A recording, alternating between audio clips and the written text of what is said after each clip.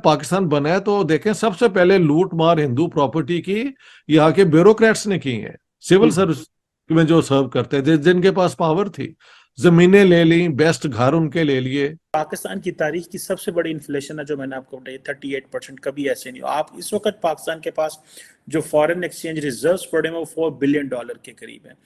Modern education में इन्होंने अपने आप को रोका 70-80 साल।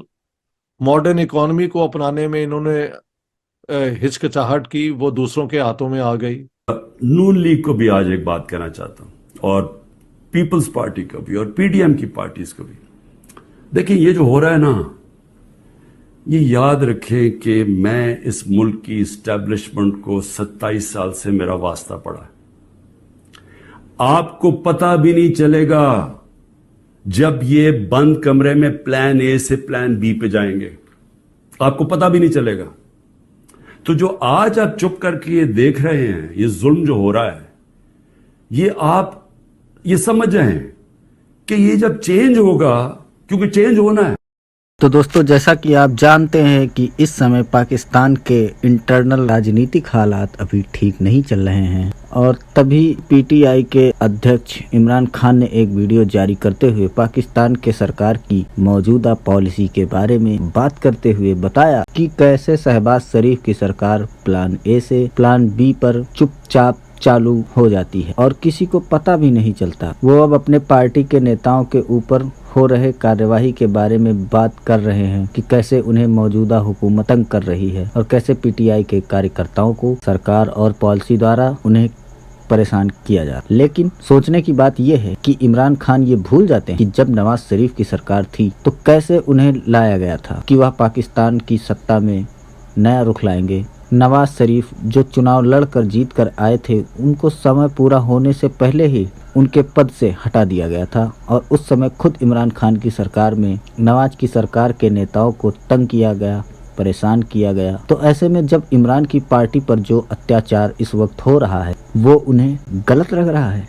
आखिर क्यों? अब उन्हें इन सब चीज़ों से दिक्कत हो रही है। अब उनके अंदर इतनी अच्छाई कैसे आ गई? ये सरकारें जितनी भी हैं, चाहे वो नवाज शरीफ की हो या इमरान खान हो या पाकिस्तान की मौजूदा हुकूमत शहबाज शरीफ हो, सब ने अगर पाकिस्तान में सच में कुछ किया है तो वो है पाकिस्तान की बर्बादी, और ये सिलसिला आगे भी ऐसा ही चलेगा। अभी पाकिस्तान आईएमएफ के पास पैसे मांग रहा है, लेकिन आईएमएफ ने तो सीधा सीधा उनको बता दिया कि पहले आप अपनी राजनीति सही करिए, अपने देश के हालात को सही करिए, राजनीतिक माहौल को सही करिए, फिर आपके बारे में हम कुछ सोच सकते हैं, आपको पैसा दे सकते हैं। जिससे पाकिस्तान को बहुत बड़ा झटका लगा है और पाकिस्तान बर्बादी की ओर लगातार बढ़ता हुआ जा रहा है। आइए देखते हैं एक रिपोर्ट।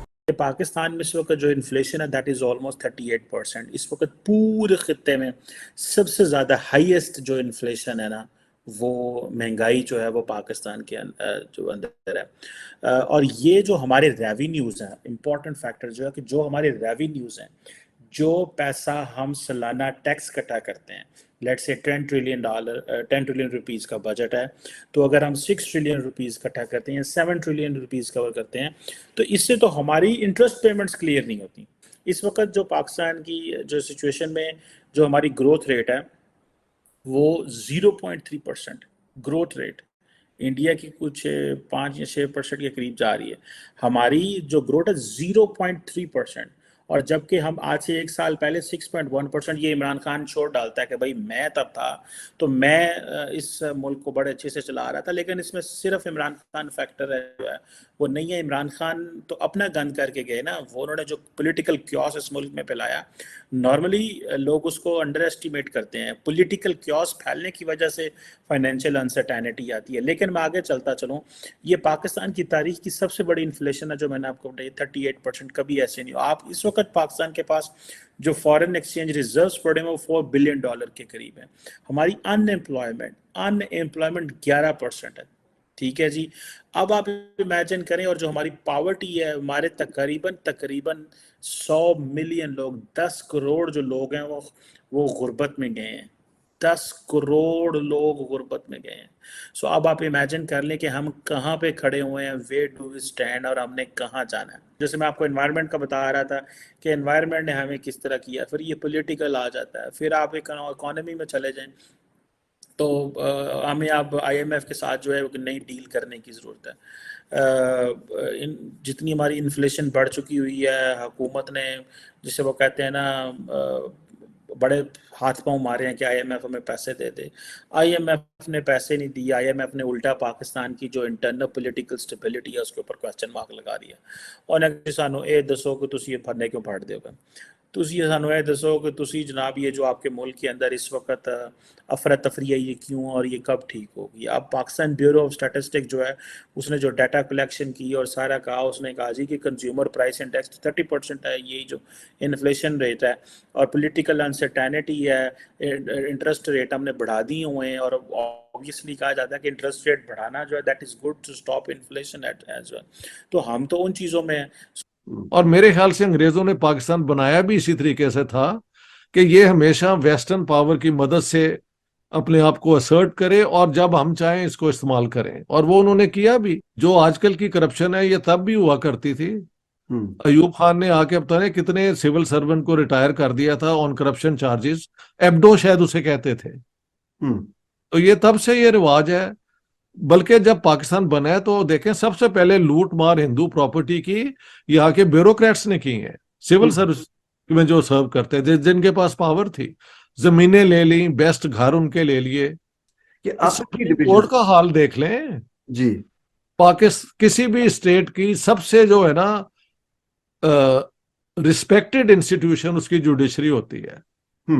वहां पे जो अब एक दूसरे के खिलाफ ये रेजोल्यूशन पास कर रहे हैं, तो where is the hope now? It's a totally fractured state and its institutions, मैं ये कहूंगा। तो ये टेररिज्म तो ये पाकिस्तान में ही होती रही है, सारी दुनिया पाकिस्तान को एपी सेंटर ऑफ टेररिज्म कहती है। और यहां से लोग आते थे, ट्रेन होते थे, उन्होंने यूएसए में, अपना यूके में, स्पेन में, कहाँ जाके इन्होंने वहां पे वो टेररिज्म नहीं की। और ये जुम्मे की नमाज के बाद मुझे याद है 3 वहां पे पड़े होते थे या 4 गले, एक लश्कर तैयबा का, एक जैश मोहम्मद का, एक हरकतुल मुजाहिदीन का, और 1-2 और भी थे। तो आप जिहाद के लिए चंदा देते जाएं, ये सारी हरकतें करते रहे और कहते हैं जी non state actors. Actually in legal terminology there is no such thing as a non state actor, यानी कि उसकी कोई रिस्पेक्टेबिलिटी नहीं है। इट ओनली मीन्स कि द स्टेट जो है वो अपनी डायरेक्ट इन्वॉल्वमेंट शायद उसकी ना भी हो, लेकिन वो होने दे रही है ये सारी चीजें। अभी बिलावल भुट्टो साहब ने कह दिया कि द बुचर ऑफ गुजरात। अब आप ये प्राइम मिनिस्टर इंडिया के मुतल्लिक कह के how do you expect Indians आपको वेलकम करेंगे, जी आए हैं हमारे साथ, लेट्स टॉक पीस। लेकिन बिलावल ने इसलिए किया है कि अब उसे नजर आता है कि शायद शहबाज की भी छुट्टी हो जाए और इमरान खान की भी हो जाए, तो मेरे पे अब ये नजर रखें कि आई एम देयर मैन। ये कहाँ की अकल की बात है? और ये कौन सा इस्लाम है यार जो कहता है कि नहते लोगों पे जाके उन बम चलाने शुरू कर दो?